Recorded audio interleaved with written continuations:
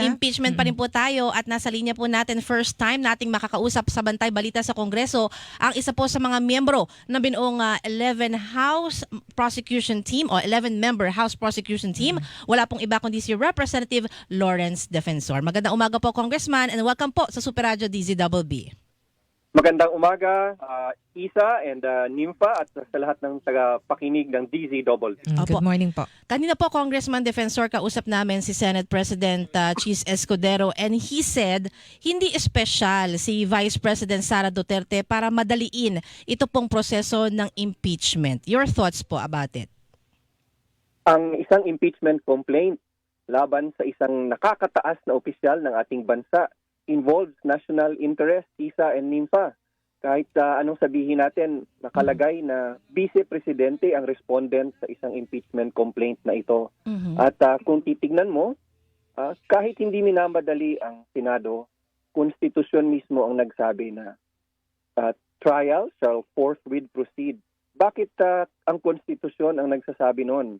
Kasi kung merong pagkakamaling nagawa ang isang mataas na opisyal, ay dapat maitigil na ito, dapat masimula na ang paglilitis, at dapat malaman natin kung dapat bang magpatuloy pa ang isang opisyal sa pagiging presidente, vice-presidente o justice man ng Supreme Court. Opo. Kasi Congressman Defensor, may binabanggit din po kanina si Senate President Escudero na mahigit 2 buwan sa Kamara po na inupuan itong mga impeachment complaint laban kay Vice President Sara Duterte. Then nung last day of session po, doon po na buo at nakakala po ng higit 200 signatures yung 4th impeachment complaint.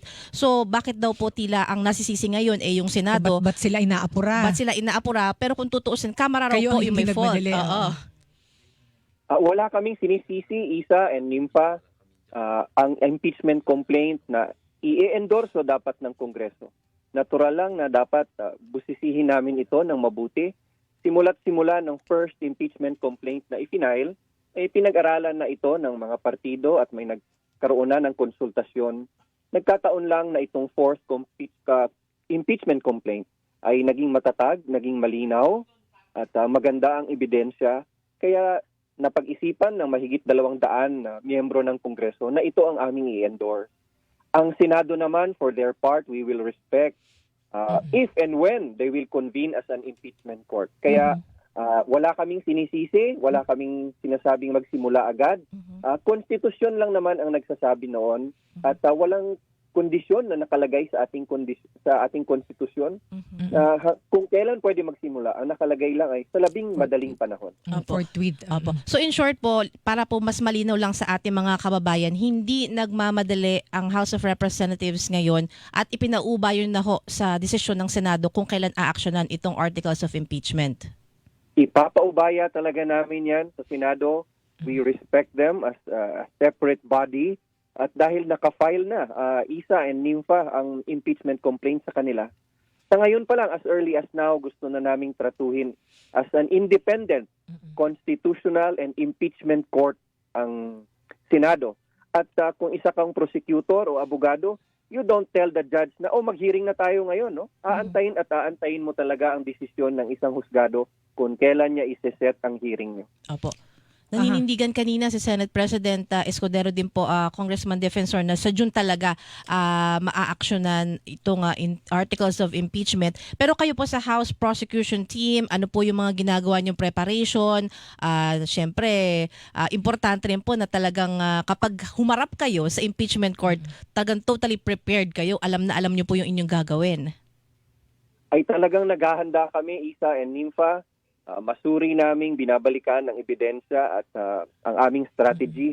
Ngunit hindi ko muna sasabihin sa iyo kung anong strategy Maaga pa ito Apo. Meron na rin ho ba kayong na inililinya ng mga ipatatawag na testigo? Kasi critical din yun, di ba?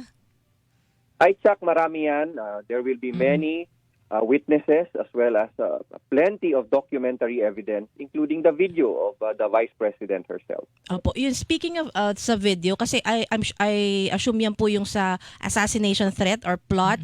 Kasi last time po, nung nag-press conference si Vice President Duterte, dinideny niya po yan, hindi niya raw po yan sinabi. Your reaction siguro po?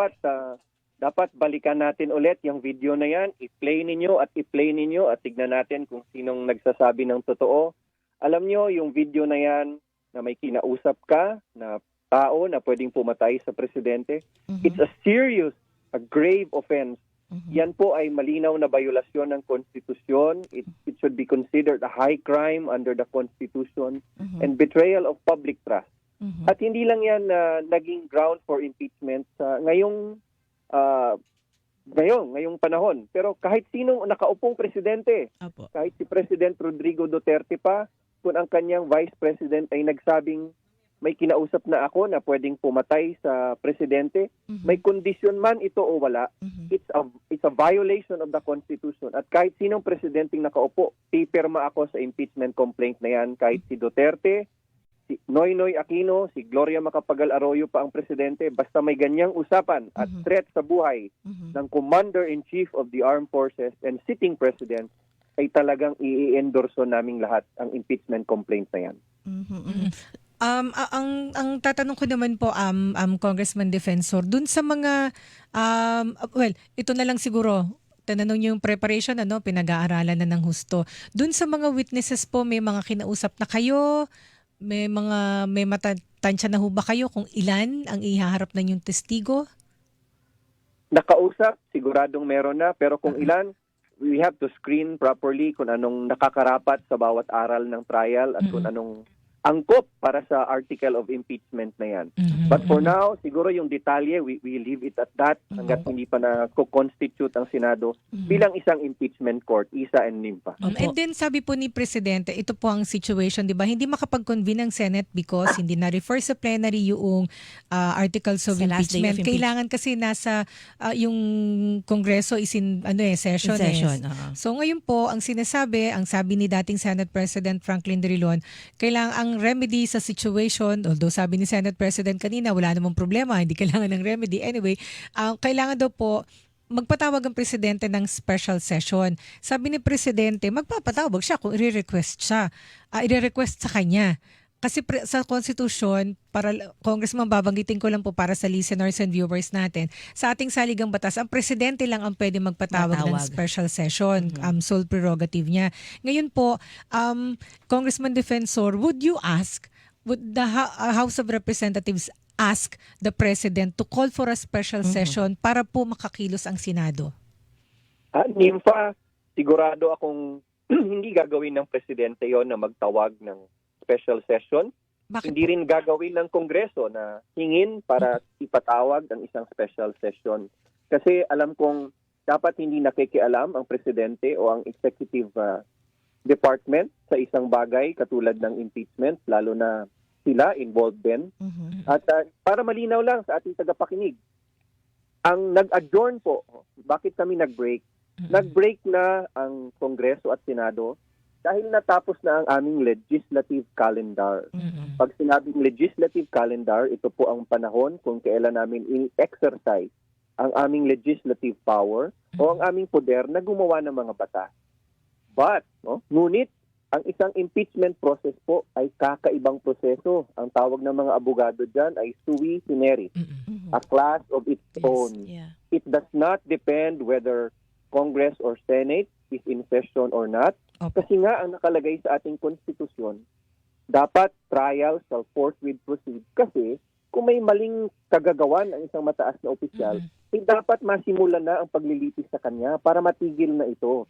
Kaya hindi po nagde-depend yan whether we are in session or not, or worse, whether it would all depend if the President would call for a session or not. Kasi hindi naman siya dapat makialam dito. Pero, so, Congressman, pero Congressman, ang ano po din is, oo nga po tama, may sariling, kumbaga, bukod na entity yung impeachment court mula sa Kongreso, mula sa Senado bilang legislative body. But, kailangan pa rin sa plenary ma-refer kasi matakil muna sa plenary yung articles of impeachment, ma-acknowledge doon o na masabi doon, eto, natanggap na namin.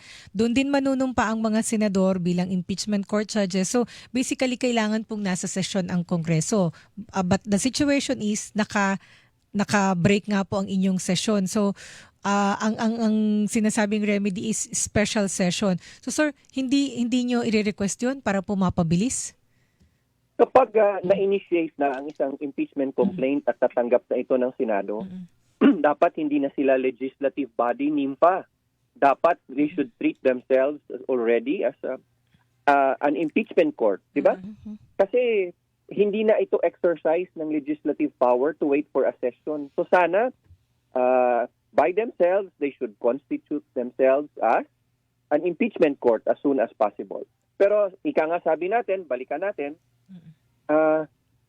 nire-respeto namin ng maigi ang desisyon ng ating mga senador because as early as now, we treat them as senator judges already. Kaya sige, ipagpapaubaya natin yan NIMPA and ISA. Opo. Para lang po din mas maunawaan ng ating mga kababayan, paano ba nabuo itong fourth impeachment complaint na siyang pinirmahan at inendorso nga po ng 200 o mahigit 200 na mga kongresista? Kasi kung maalala po, by December, dun po na-file yung first 3 impeachment complaints. And may mga accusations nga po sa Secretary General ng House na hindi pinapansin, hindi ina-actionan, bakit ganoon.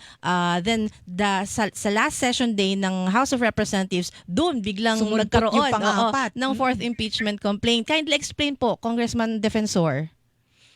Isa, nung final yung unang impeachment complaint, maganda yon kasi matatag ang ebidensya na may mga impeachable offenses naman talaga. Ngunit ang first impeachment complaint natin, 23 articles of impeachment, napakahaba. Dami. Tapos may sumunod na second and third. Kung isa kang miyembro ng Kongreso, gusto mo kung may i-endorse ka lang naman na impeachment complaint, ay yun ang malinaw at matatag ang ebidensya. The first impeachment complaint was endorsed by one member of Congress. Yung pangalawa yata at pangatlo, 3 o 6 na mga members of Congress. At during that course, from December up to January, sabi ko kanina, ang mga partido sa Kongreso nag-usap-usap na since may matatag naman tayong ebidensya, maraming abogado ang mga congressmen na yan at kanilang mga consultant din. May nakapagbuo ng fourth impeachment complaint na pipito lang ang mga akusasyon at malinaw na ilatag. Kaya napag-isipan ng mga partido na taon na o tiempo na dapat mag-endorse tayo. Walang pinilit na miyembro ng Congress. Kusang sumumpa at pumirma ang 215 members of House of Representatives. Because the fourth impeachment complaint is the best impeachment complaint that we can endorse.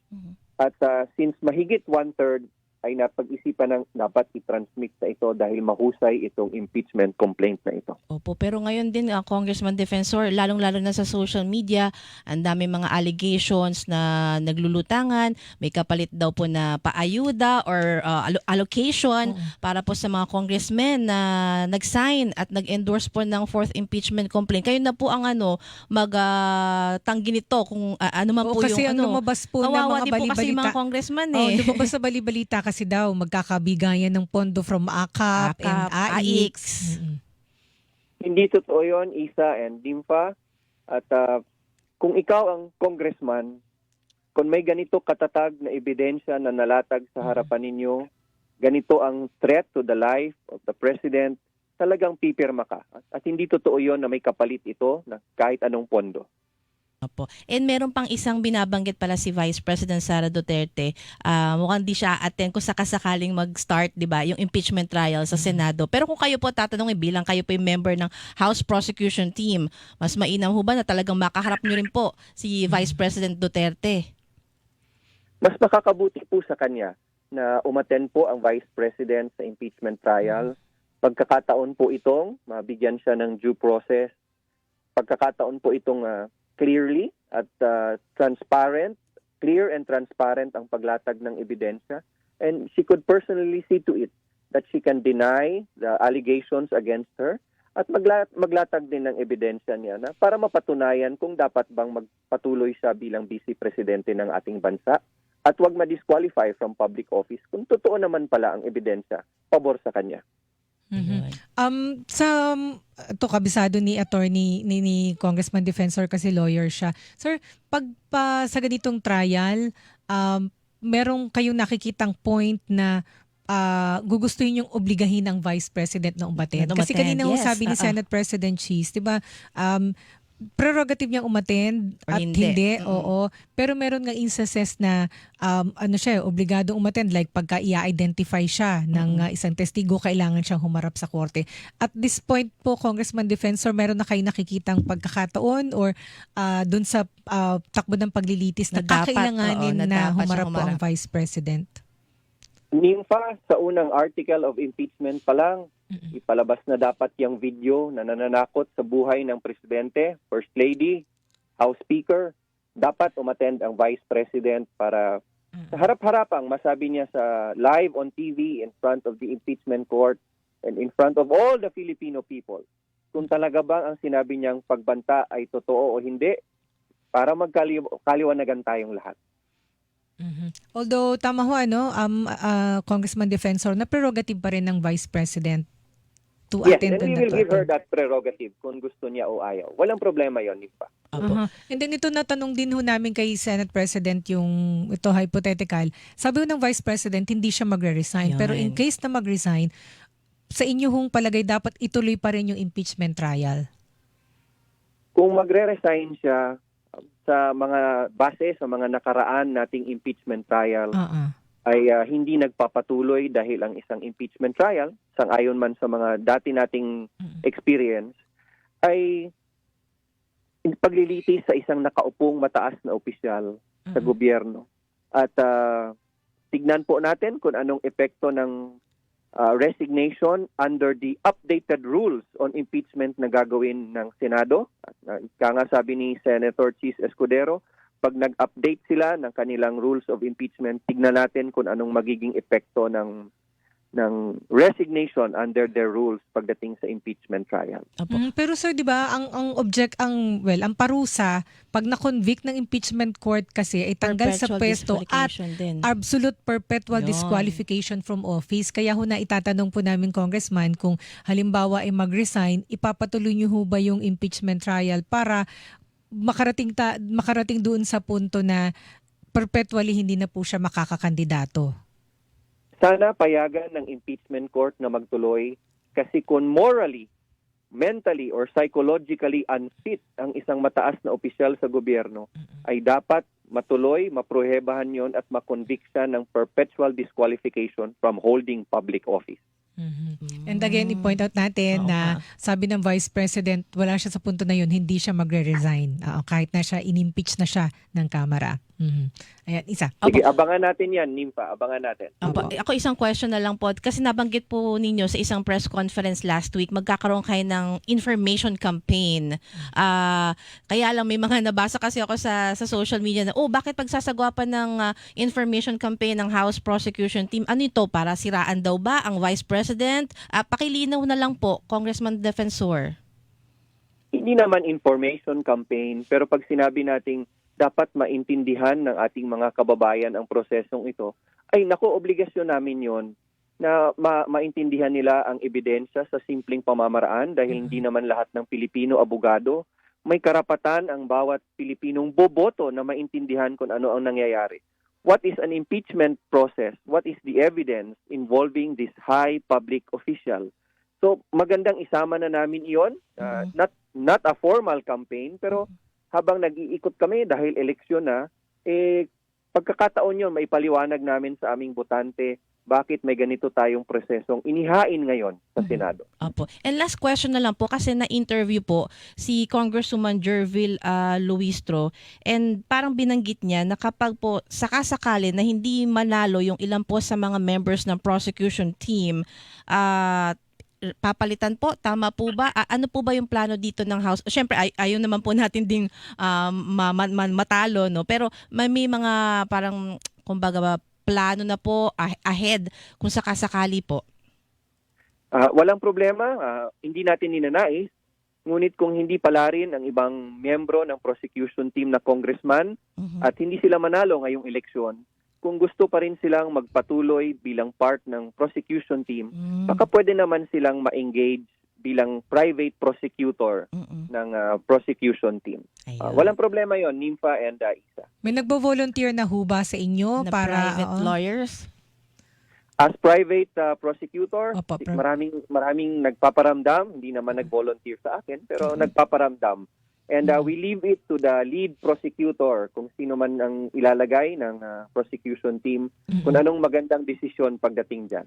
Pero open po kayo na magkaroon ng private prosecutors? Sure, walang problema. Magandang madagdagan ng prosecution team para maging mas matatag ang aming trial. Ayan. And with that po, Congressman Defensor, maraming pong salamat sa inyo pong Salamat panahon po. sa amin. Ingat po kayo palagi. Thank you, Isa and Nympha, and happy Valentine's sa inyong dalawa. Happy Oy. Valentine's din po, advance. Salamat po, Sa salamat pagbati po. ni Kong. Thank you Oo so nga, no? much po. Valentine pala sa 14. Yeah, yan po si Congressman Lawrence Defensor, isa sa mga miyembro ng 11-member team ng House Prosecution Kasi Team. po ganito yun sa Hilingan, walang pinopro